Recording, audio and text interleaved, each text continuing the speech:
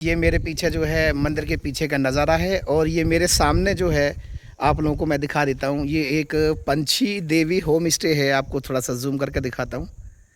कल हमने यहाँ विश्राम किया, यहाँ पे आराम किया। बहुत साफ़ सुथरा और नीट और क्लीन मिला हमें। ये आप लोगों को दिखा देता हूँ। कभी अगर आप लोग आते हो तो जोगेश्वरी मंदिर से लगभग 20-25 किलोमीटर पहले ये होम स्टे पड़ता है। आप लोग आके यहाँ रुक सकते हो, देख सकते हो। यहाँ के जो नज़ारे हैं बहुत ही शानदार और बेहतरीन नज़ारे हैं। हेलो गाइस, मेरे साथ ज्वाइन हो चुके हैं करण जी, जिनके बारे में मैंने बताया था। वो पूजा कराने के लिए आए हैं, काल शब्दोस की पूजा। मिस्टर करण, जो कि अम्बाला के काफ़ी बड़े बिल्डर हैं, जाने माने, और बहुत ही बड़ी बड़ी कॉलोनाइज़र भी रहे हैं ये। मैं तो इनको जानता हूँ 95-96 से जानता हूँ, लेकिन आज काफ़ी दिनों बाद इनका फ़ोन आया, सुधीर जी हम आपसे पूजा कराना चाहते हैं काल शब्दोस की। तो हमारी दिली इच्छा है कि आप हमारी पूजा जोगेश्वर महादेव कराएं। तो आपको कैसे पता लगा था नमस्कार जोगेश्वरी पंडित जी। महाराज की? जी नमस्कार, थोड़ा सा बताएं। तो मेरे को किसी ने बताया था कि यहाँ पे इस चीज़ की मान्यता है, तो मैंने सोचा कि पंडित जी गुड़गांव में जो हैं हमारे प्रिय मित्र, जी बहुत मान्यता है इनकी, तो हमने सोचा जी पंडित जी से के पास चलेंगे और वहीं पे करवाएंगे, पंडित जी के अलावा किसी से नहीं मैंने कराएंगे। तो आपको बोला था कि आप गंगा जी भी करा सकते हो, लेकिन यहाँ के बारे में आपको किसने बताया कि मेरे यहाँ को पूजा किसी ने कराएं? देखा था, मैंने यूट्यूब पे भी सर्च किया था, तो इसलिए मुझे पता चला। तो फिर मैंने इसलिए बात करी पंडित जी से। पंडित जी ने कहा, मेरे को तो खैर रास्ते में नहीं पता था यार, पंडित जी ने ही लेके आए, हमारे को यहाँ पहुँचाया। बहुत बहुत धन्यवाद पंडित जी का। मैं दरअसल यहाँ आता रहता हूँ और अपने सभी जितने भी सब्सक्राइबर हैं उनको भी महादेव के दर्शन कराएंगे। आगे चलते हैं। हेलो गाइस, हम लोग आ चुके हैं जागेश्वर महादेव मंदिर से 2 किलोमीटर पहले एक मंदिर है, दंडेश्वर महादेव मंदिर।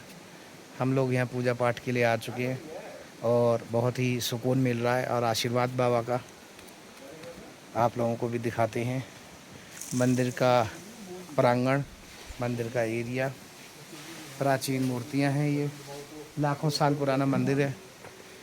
हमारी पुजारी से यहाँ बात हुई, पुजारी ने बताया कि यहाँ स्वयं भोले ने तपस्या की और यहाँ पे शिवलिंग की स्थापना की। भारत का सबसे पहला शिवलिंग है जागेश्वर महादेव मंदिर। ये मेरे सामने आपको मैं दिखा रहा हूँ। ये वो मंदिर है प्राचीन, और मंदिर के अंदर आपको शिवलिंग ही शिवलिंग चारों तरफ दिखाई देंगे। ये मंदिर की चोटी, ये मंदिर के पुजारी। पंडित जी नमस्कार। दंडेश्वर मंदिर, मंदिर के बारे में थोड़ी सी बताएंगे? यहाँ जो है ये बाल रूप में है ना शिव जी। जी, बाल रूप में, बाल रूप में है शिव जी। हाँ ये बाल रूप में है। उसके बाद जागेश्वर, उसके बाद लास्ट में बीते जागेश्वर जब बुढ़ापा आ गया, तो ये बाल रूप है। ये बाल रूप है।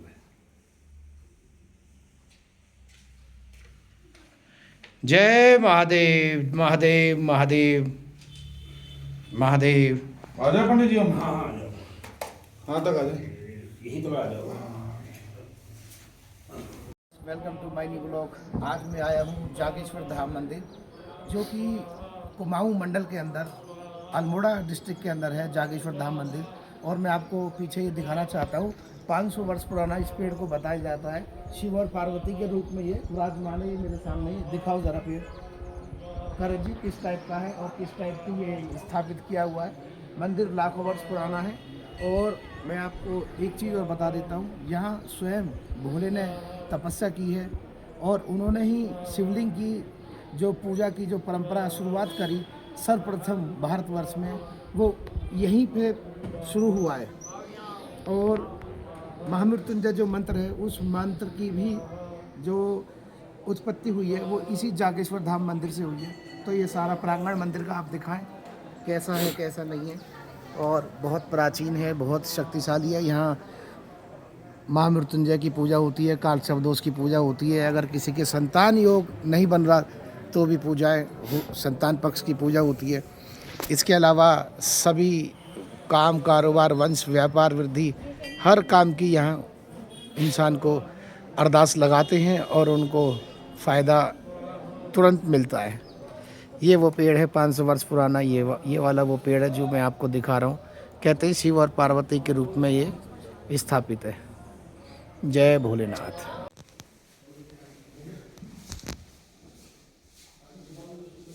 महाराज की जय।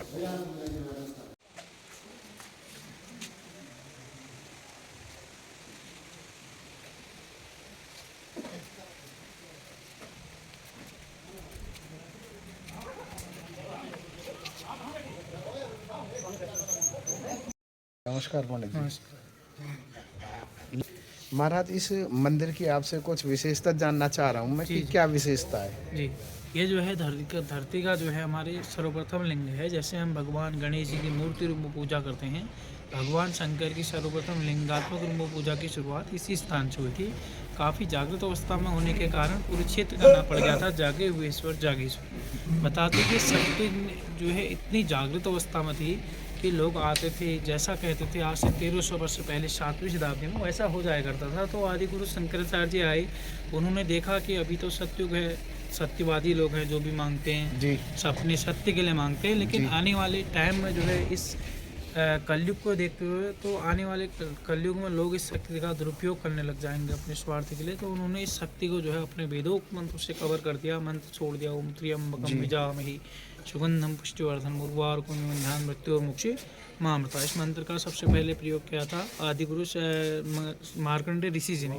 तो तब से यहाँ पर महामृत्युंजय जाप, काल सर्पयोग की पूजा, नवग्रहों की पूजा, रुद्राभिषेक, इनकी संतान होती है निसंतान महिलाओं के लिए, उसके लिए संतान गोपाल जाप जो पूजा होता है उसका मुख्य स्थान है। तो ऐसा शिवलिंग है कि जिसके ऊपर आपको तीसरा नेत्र भी मिलेगा, अभी दिखा दूंगा मैं आपको।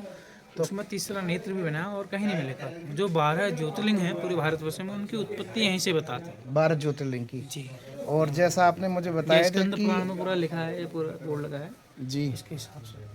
आपने मुझे बताया था कि भारत का सबसे पहला ज्योतिर्लिंग जो है धरती में शिवलिंग, जैसे मतलब भगवान गणेश जी के हम लोग मूर्ति रूप में पूजा करते हैं, भगवान शंकर के लिंगात्मक रूप में पूजा की शुरुआत यहीं से जी। तो बहुत मान्यता है, मतलब कि जी। किसी भी प्रकार की पूजा अगर आपसे सेवा लेनी हो जी जी तो इसके साक्षात फल है। साल भर के अंदर जो निसंतान महिला रहता है उसका भी तुरंत साल भर के अंदर उनकी संतान प्राप्त करके यहाँ खुद आते हैं। तो महाराज आपसे आशीर्वाद भी लेंगे और बिल्कुल। अभी शाम को हम आरती में भी शामिल होंगे, जी। सभी को दिखाएंगे। जी। जय भोलेनाथ।